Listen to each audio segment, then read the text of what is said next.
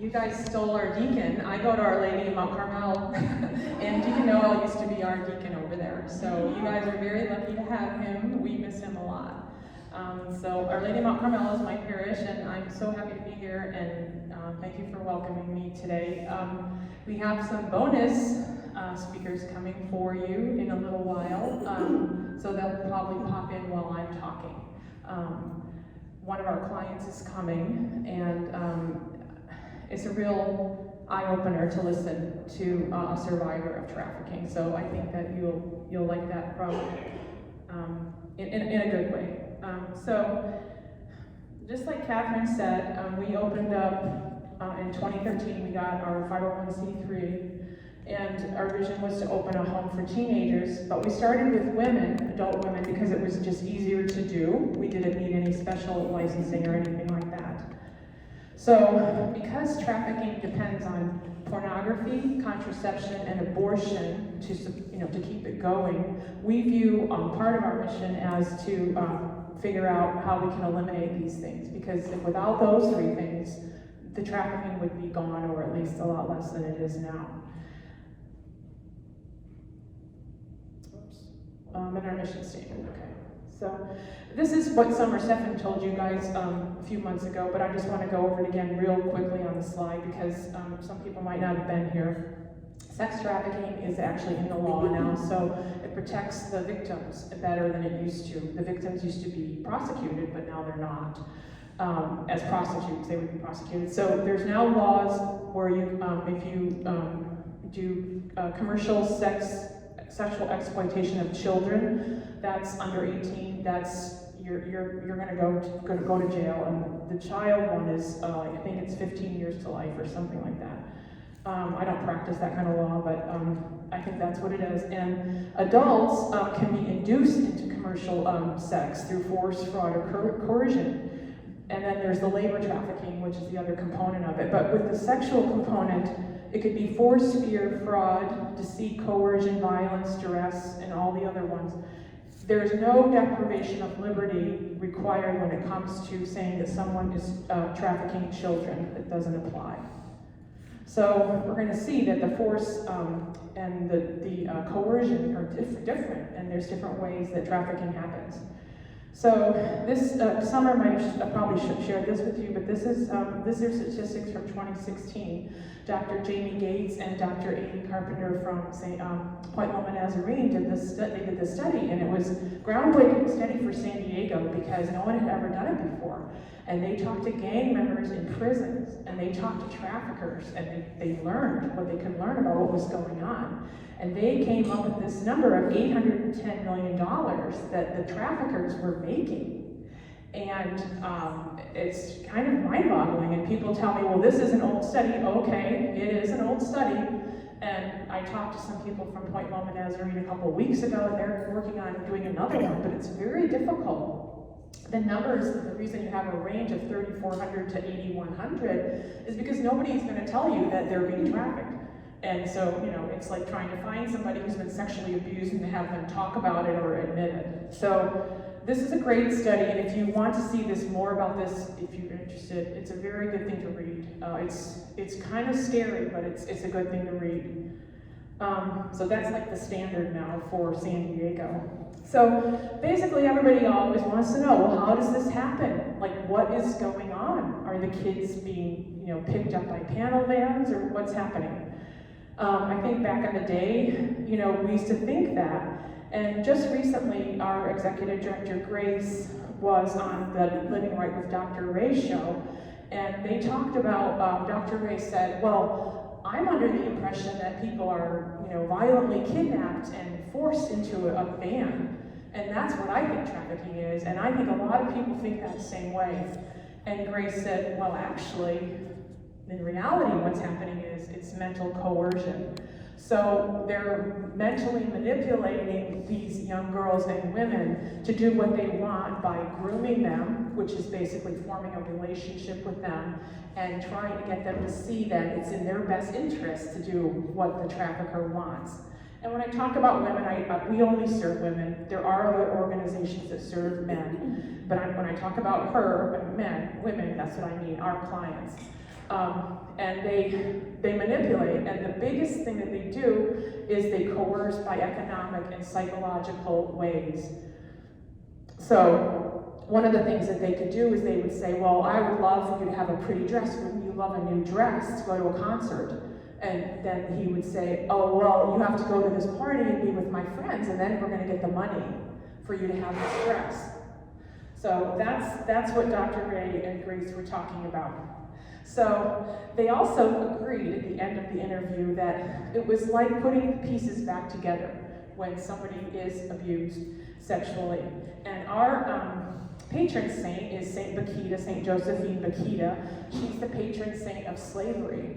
And she's a shining example of someone who did put the pieces back together with the help of God.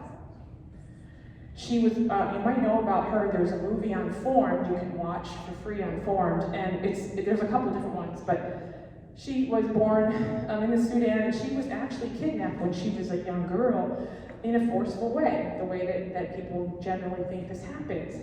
But she came from a very nice family. She was in a loving home. She said in her biography, or her biography someone wrote about her, was, I never felt sadness. My whole life, I never felt sorrow. I had a large family, a loving family. But what happened to her was she, the slave captors came and they took her. They took her away from her family. And so she was in the Sudan being sold many times over and over, and then finally she did go to Italy with a family, and she gained her emancipation. And after 20 years, she learned about God and how her identity was really within the family of God. And she became a canonized saint in 2000. So the Refuge, which is our home for teenagers, and our program for women called Saint Bakita, they both excel in helping the teens and the women pick up the pieces of their lives through spiritual, emotional, and physical healing. So the title of my talk is how do we help people start getting to understand that they're loved by God, they're a daughter of God. How does this happen? And I thought about this.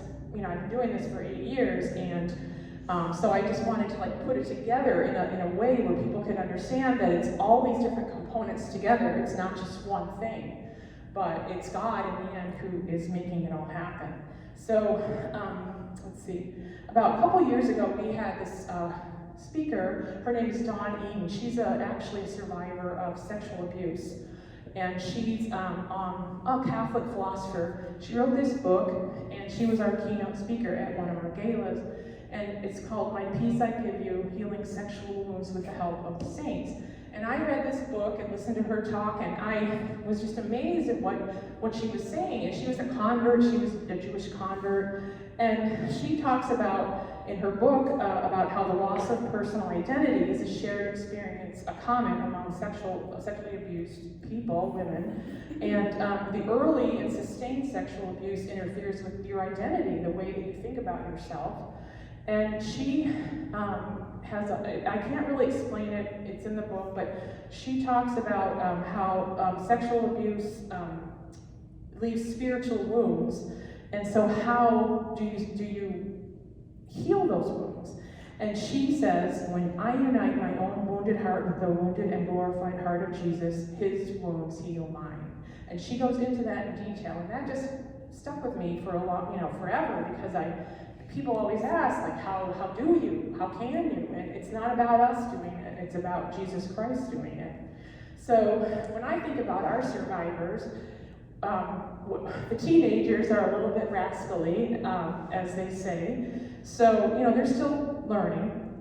But our adult women survivors, what does it take for them, to be healed? I see so much courage, so much strength. I see faith coming through them, and I also see a lot of patience, because it takes time. So that's one component that it takes to heal these wounded hearts.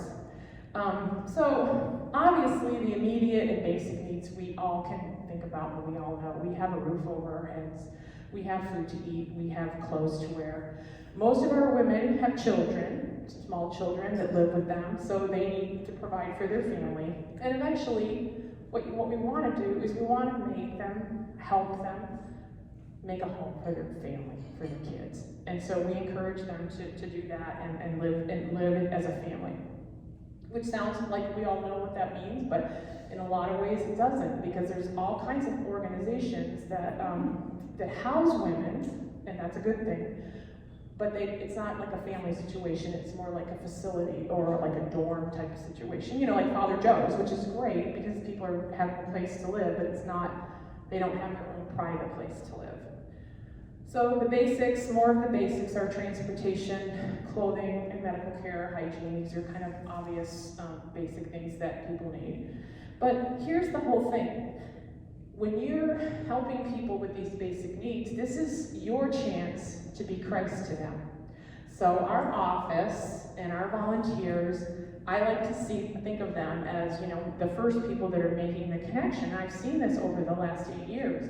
When you are trying to build trust with somebody and you give them something that they need, and then maybe they'll come back, and maybe you'll have a happy face, and that's why we have Jenna, our program manager, on here, because she's the smiling face of CIH. When people see her, they smile. And so how else can you build trust? So that's like the beginning of building the trust. And the trust is what I'm most proud of everything I've seen in 8 years, because we do not let people go unless they want to go. We take people back if they fall, and we don't let them go. So and it's hard because, you know, it takes a lot of resources, but every single heart deserves that as a dignified daughter of God, right? So, and the other part of that is that this is what I read in the study by Point Loma Nazarene, is that the trafficker would build that trust with the person. So if you want to have somebody who you think loves you, who you think wants you, you're going to go back to that person. So how about we actually do love you in the way that Christ loves you, and you're going to trust us, and you're going to come back to us, and then help yourself, and eventually help other people too, which some of our survivors are doing. So the therapy part of the healing is just recently come to everybody's mind. We all know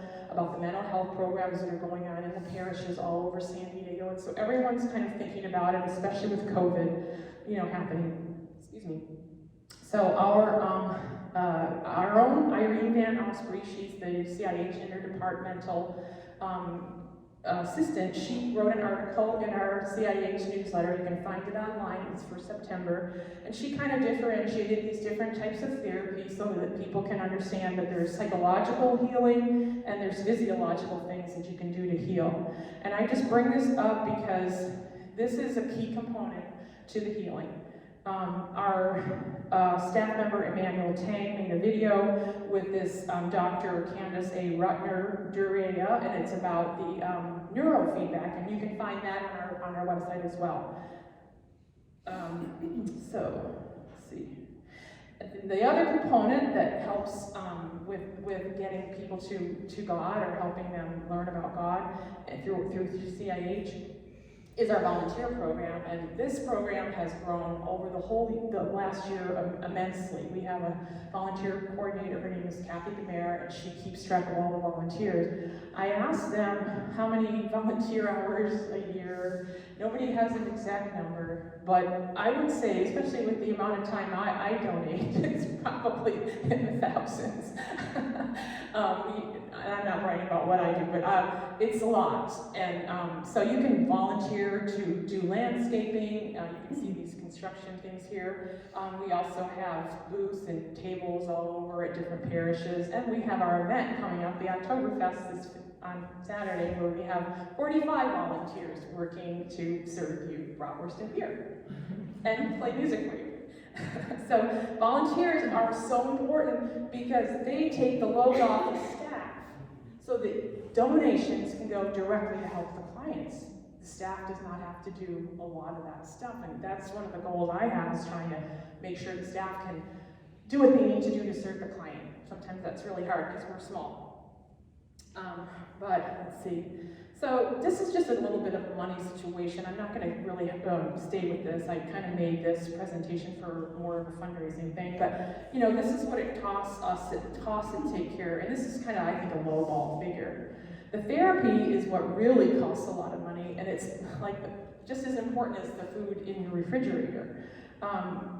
For the refuge, we are opening up a mental health program there. We need to have it in order to keep our license from the state.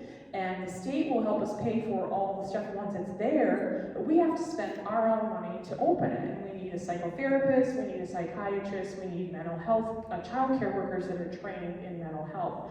Because the girls that come to us in the refuge are at the highest level of care needed in a foster system. That is because they're suffering from this trauma. And people talk about it being like post-traumatic stress syndrome, which is, you know, coined from soldiers at war. It's similar to that, however, it's different. Because it's happening when kids are young and their brains are developing. So it's more impactful and not a developing brain. And the abuse is sustained over long periods of time. So I talked to a soldier and he told me, no, it's different. It's a lot different because it's happening to kids' brains while they're young. It makes it harder to unravel it all again. So the benefits of therapy and this is from Jenna. She helps me, you know, with these kind of things because she deals with the clients.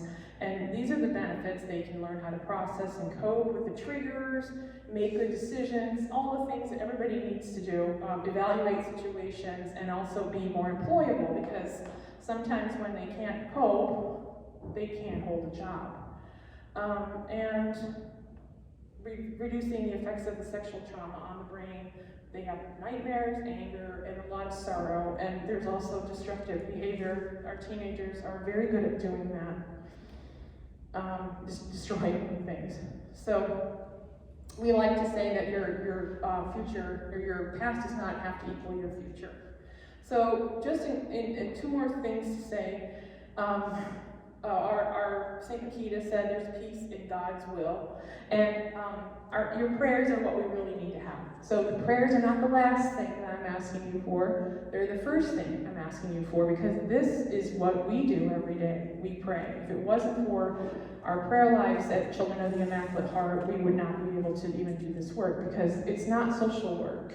It's God's work, and it has to come. We are the hands and the heart of Christ, right? So we ask for your prayers for our clients, we ask for your prayers for their perpetrators, and we ask for your prayers for our staff. And we also pray for you. We pray for everybody, all of our supporters every single day. So in closing, I just want to kind of sum up. After I looked at all this information, I realized that really what this is all about is, just like Eileen said, it's about love for your fellow man, right? And so how do we recognize that person? And so I was reading something from Alice von Hildebrand. She is a Catholic philosopher. She just passed away this past January. I think she was like 94 or something. And she says, the work of redemption is to reteach and enable us to love by imitating him who out of love died for us on the cross. Agape, that is supernatural love, is limited to love of God and to love of neighbor.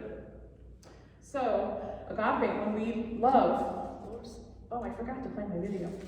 When we love as agape love, we're not responding to a particular individual person or the individuality of that person, like their character or anything like that. We're responding to her dignity as a person in God's image.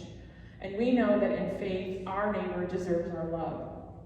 And even loving someone who might be unlovable or seemingly unlovable, God doesn't think that, but we as humans might.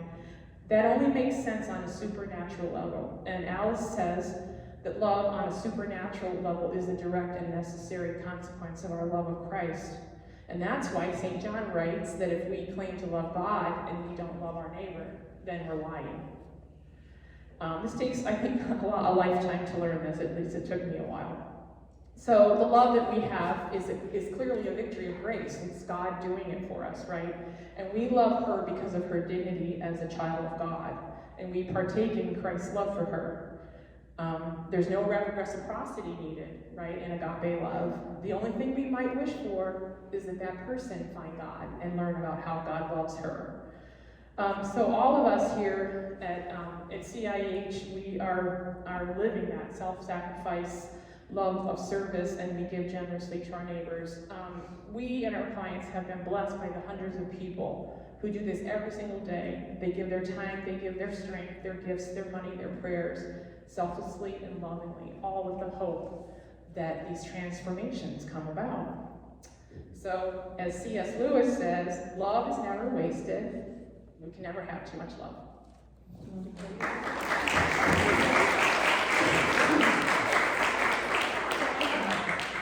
Short little video of our house. I think it's important to see the inside of our house. You can introduce yourself. Yeah, I'll introduce them after we do this real quick. So, sorry, I just forgot about my video. I got so wrapped up in my.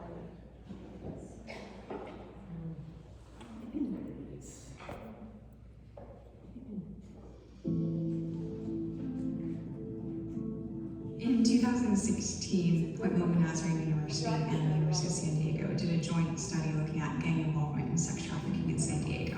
They found that there are 110 different organized crime units in San Diego involved in sex trafficking. The same study found that here in San Diego County, the average age of entry into sex trafficking was 16 years of age. Most of these women are dead by the time they're 20. And this is happening right in our own society. Most of our kids that we worked with were first abused by their families. The trouble that comes with that is that the kids have no memory of ever being loved. The mission of Children of the Immaculate Heart is to rebuild the child, to provide as close as possible for these teenage girls an environment of their home, a family environment where they can be formed as young women. Grace Williams has established a home and really a treatment center with the goal of bringing these girls back to a sense of fullness, a sense of dignity, a sense of who they are. Our initial program is specifically for women with children coming out of sex trafficking. We began working at the same time to open what's now called the Refuge, creating a program that would be able to serve foster and probation youth, that would have an approach of the whole person. When you look at trauma therapy, one of the first things you have to establish is safety. Some of our girls have been homeless and have lived in places that aren't suitable for 14-year-olds. These girls have a place where they can get the help that they need and transition back into normal life and not have to worry, where am I going to sleep tonight? The Refuge has three primary components. We have an educational program, we have residential services, and also mental health services. For our education, we have a school on site where our teacher can work one-on-one with each youth to catch them to grade level. Some have virtual education from their schools, from their different placements that they've been, or we get them transferred over into the local high school. Then there's also life skills education, where we talk about different ways you can work on your personal hygiene, work on your cooking skills, work on these coping mechanisms, kind of a holistic sort of education where they're actually learning how to be ready for what they're going to do after this, whether it's they're going to try to live on their own, whether they're going back to their families. We try to offer a variety of different experiences so that the girls are really having good experiences in healthy environments. We also do specialty therapy for the girls. Right now they're doing equine therapy, and there's also music therapy, art therapy. We also have dialectical behavioral therapy on site with our therapist. The girls participate in drug and alcohol treatment, and outside program comes on site to offer individual counseling. They also help us with different anger management techniques and improvement of self-esteem. Our primary goal for them in our program is to get to a level of mental health and stability and actual acceptance of their true worth and understanding of safe and healthy ways of forming relationships, so that when they leave our facility, that they continue to improve. The most important work is to take care of the needs of a person. You can't talk about Jesus Christ when a person is dying of hunger. The most important thing is to care for their needs and then eventually share why you make those sacrifices and why you have chosen to give up your life for God and for your neighbors. As Catholics, for that child, we are the people to bring that resurrection to God. We are the people to bring that light for hard to see the resurrected Christ in that pit of darkness. Because if we don't bring it, that's all she'll ever know. When these girls encounter true love, when these girls encounter true faith, they'll make the decision to accept that love. And when they do accept that love, that's where the freedom starts for them. They're able to live a free life based on love. Living and healing in this home is really making a difference for our girls. We bought the home in January of 2021. We raised the down payment, and now we own it with the bank. And our balloon payment is due at the end of December in 2023. We need $800,000 to pay off this loan, and many of our donors are choosing to make a monthly pledge. If we had 500 donors donating $50 a month, we could pay off the loan. Please prayerfully consider your contribution to our mission of care and attention to His children. On behalf of Children at Gather, I would like to thank everyone who has donated to make this house possible. And I'd like to ask for your support as we work to pay off this loan so that we can make this a permanent home for youth who have nowhere else to go.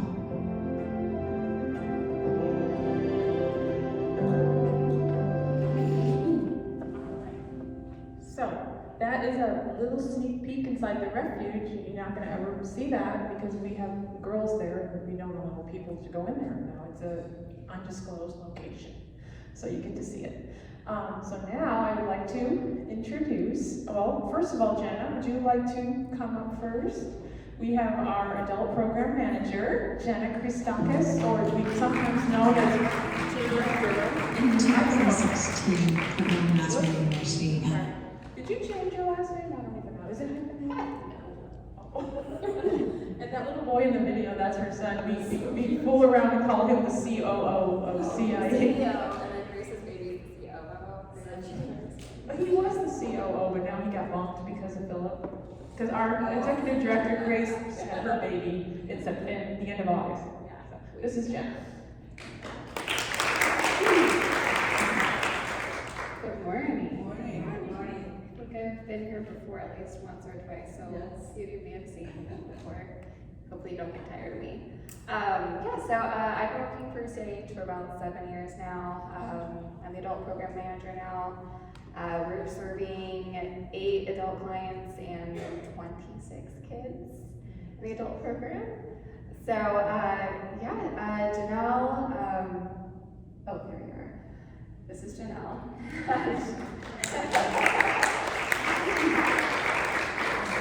She's probably like the longest standing client of CIH. So she and I go way back. And I gotta say, I'm super proud of you. She gives me a lot of hope and inspiration. And I think that after you all hear her talk, she'll make you feel the same way.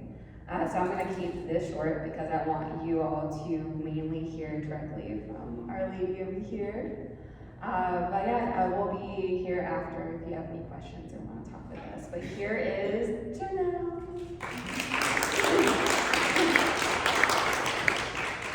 Hi everyone. Hi. I'm like super nervous because I'm not used to talking in front of crowds. So, like Ms. Jenna said, my name is Janelle.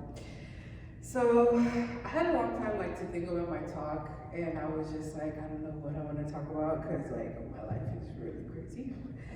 So I was like, let me just write something down. So I was thinking long and hard about what I wanted to talk about today. Then I just decided to let my thoughts flow. I'm a 31-year-old Afro-Latina originally from the East Coast, but I've been out here in San Diego for the past 16 years on and off. First of all, let me say that this life does not discriminate to the people who fall victim to it. Gender identity, age, sex, anyone can be targeted. People assume that you have to have had this horrible life or have gone through all this messed up stuff growing up to be stuck in this kind of world. And part of it has some truth to it. Overall, I had an okay childhood as far as it goes, with the roof over my head, food to eat, a bed to sleep in. I went to school every day. It's kind of crazy growing up. I never had anyone besides my grandparents, which was kind of a good thing and a bad thing. It was good in the sense that I was taken care of and had someone present at all times to remind me of what needed to be done. It was bad in the sense that there were a lot of us, it was 14 of us that my grandparents were responsible for, and they were struggling to make ends meet. This meant that they were hardly around, which left us to fend for ourselves, which is how I ended up being trafficked for 11 years. It took a while to understand my trauma and to escape my trafficker. Before I continue, just a side note, because I feel that I'm talking a little funny, I just had jaw surgery 2 weeks ago, and I haven't fully recovered. I had to get hardware removed from my jaw, which was infected. I had my jaw broken 3 different times while I was being trafficked. The last time my jaw was broken, I had 3 teeth broke, and they were not properly removed. The roots of those 3 teeth became infected, and the infection spread to my bloodstream, which caused me to be in the hospital for a week. So I just literally got out the hospital. I was septic. So they finally decided to do jaw surgery. So I had to get the plates removed. And I feel like I'm talking a little funny, so I don't know. So growing up, I felt lost. I did not feel that I belonged or that I was wanted. I always was missing something and looking in all the wrong places to be accepted, to feel like I was actually wanted or a part of something. For a long time, my pimp gave me that sense of assurance, love, and acceptance I was so desperately wanting. Which is crazy because I have 7 beautiful children, 4 biological and 3 that I've gained over the years. And I am now able to take care of my 2 nephews and my niece because my sister can't do it right now. I love my kids and wouldn't trade them for the world, but my relationship with their fathers are a prime example of looking for love in all the wrong places. When my healing journey started in 2016, I wasn't all the way ready to be done due to the fact that I had to deal with so many programs that always made false promises and never delivered or kept their word. When I met Miss Grace and was hearing everything she was telling me, I was like, yeah, okay, it sounds good, but it's not gonna happen. However, she ended up helping me in ways that I could never imagine. And everything that I wanted to accomplish, I've been able to. Even if CIH couldn't directly help me, Miss Grace found external resources for me or taught me how to obtain what I needed on my own. Sometimes I sit and think about how I should have been dead by now. In fact, if you would have asked me 5 years ago where I saw myself in the future, my answer would have been dead or in jail. CIH has helped me gain a new understanding of life and actually living with a purpose. I just actually celebrated my 31st birthday and never would have imagined making it this far because where I come from, we're lucky to make it to 18, which is kind of crazy because that's when your life generally starts. My life has honestly been a spiral roller coaster and the old me would have been gave up and went back. CIH has helped me gain the tools to be able to ask for help and to be able to talk about the things going on in my life and the things that are standing in my way or holding me back. I thought that once I escaped my trafficking situation, my life was just supposed to be easy and fall all into place. Boy, was I wrong. In 2019, my life took a whole nother spiral turn when I was diagnosed with the Chiari-Abel malformation and something called CTE. For those of you who don't know what that is, it's a chronic traumatic I can't say the word, which is a serious combination of repeated concussions. My doctor told me that this issue is mainly seen in boxers from getting hit in the head so much. Before I was diagnosed, I just kept getting these massive headaches. I was quick to get angry. I couldn't understand why I was experiencing these mood swings because usually I'm a really patient person. All of those symptoms led me to having a craniotomy due to the swelling in my brain caused by CTE. The procedure caused many medical issues to arise. Since then, I've had 5 major surgeries and 3 minor procedures and so many other things that I suffer from. I've been diagnosed with Graves' disease, empty stella syndrome, hyperglycemia, adrenal gland deficiency. Earlier this year, I had a surgery to correct the hyperglycemia and the Graves' disease, and they nicked my parathyroid glands, which now cause me to have hypoglycemia, which I don't wish on nobody. It has resulted in kidney issues, calcium stones, a lack of vitamin D. What always hindered me from being out of the life 100% was financial issues. These last 2 years of procedures have been like really hard, physically, emotionally, unable to work, has caused me to be in so much financial debt. I am thankful for the financial support from CIH. Without their support, it would not have been possible for me to be at ease, continuing my healing journey. I have been able to have medical procedures and very expensive medicine that I need on a daily. I never thought my life would be taking 25 pills a day and having calcium transfusions once a week, but it is, and I have learned to accept the suffering and trust. God wouldn't give me nothing I can't handle. My faith is another thing CIH has helped me with, for which I am extremely grateful for. Since being at CIH, I have felt a sense of belonging. I've never felt accepted and actually loved and not had to do absolutely nothing for it. Like they genuinely have wanted to help me for nothing at all, but because they love me and care for me. Truly, that's been something new to me, so I have learned to accept it. But I think these last 2 years, I've got a little better at it, putting boundaries on relationships and friendships. I used to allow a lot of things, a lot of abuse from people, which that I knew I was worth so much more, but never knew how to walk away. In 2016, when my transition out the life started, which has been super hard, even to this day, 5.5 years later, I'd be having flashbacks in my head, like maybe if I just go back, my life would be easier.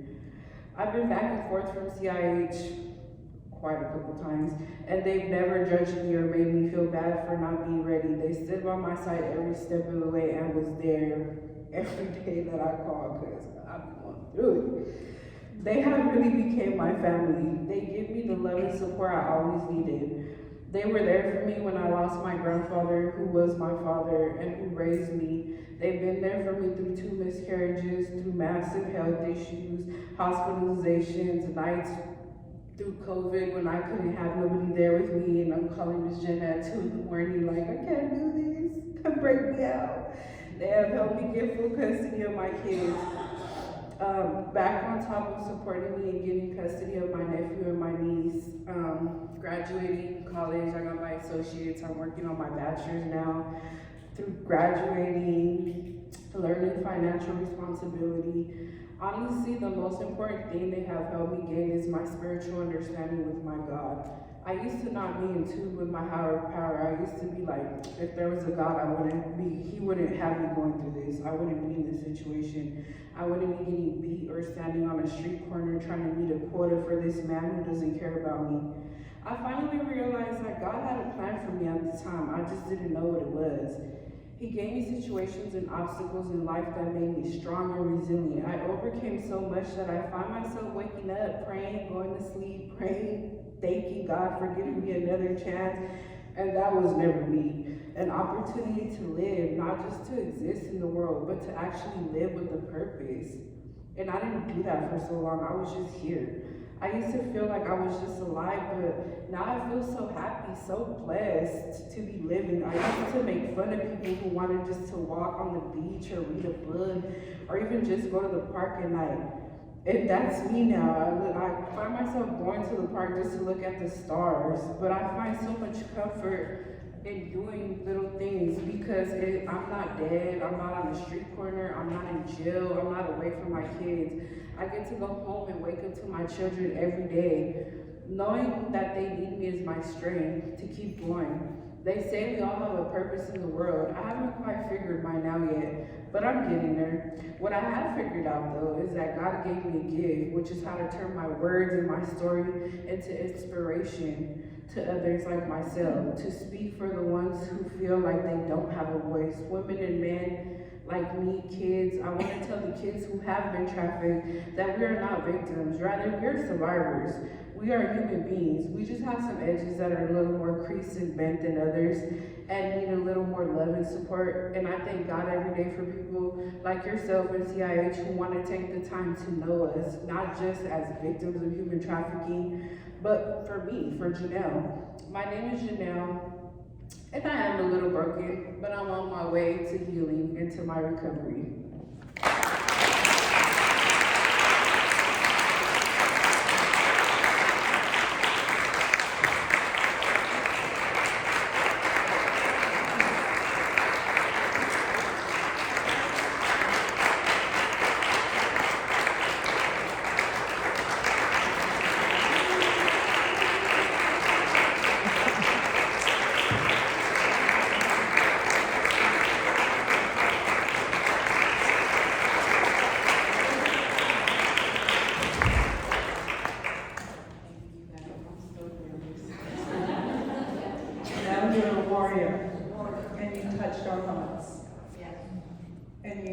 such a full heart. With all that you've gone through, you've had the courage to come before women that you don't know and speak about your experiences and the love of your children and how this wonderful organization has supported you.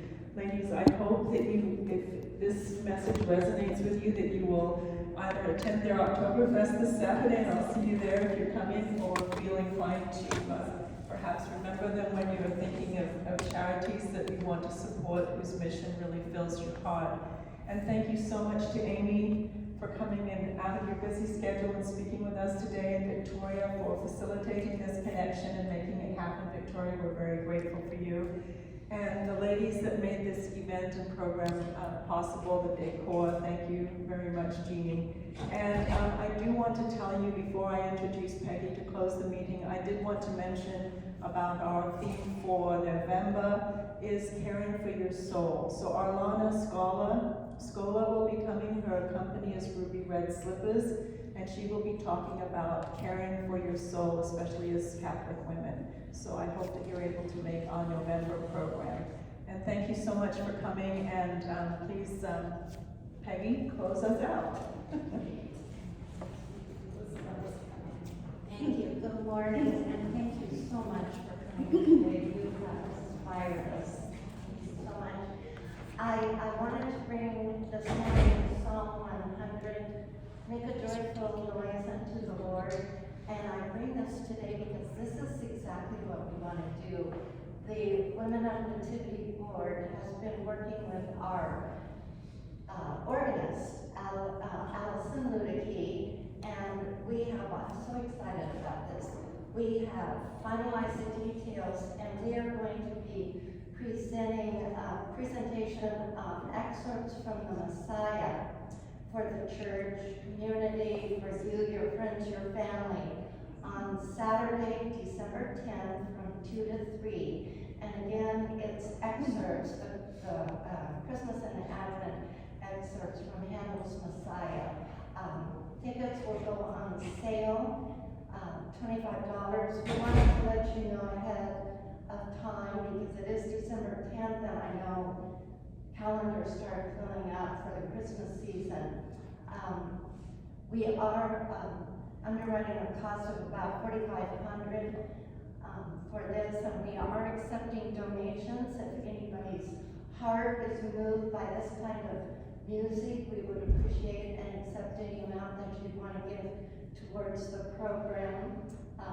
We've had the Messiah in the past, it was many years ago, a full presentation. This will be smaller, but it will be special. It's our Nativity Quartet and Baroque orchestra instrumentalists using period instrumental pieces. So it will be very special. I hope that you'll all consider coming. Thank you.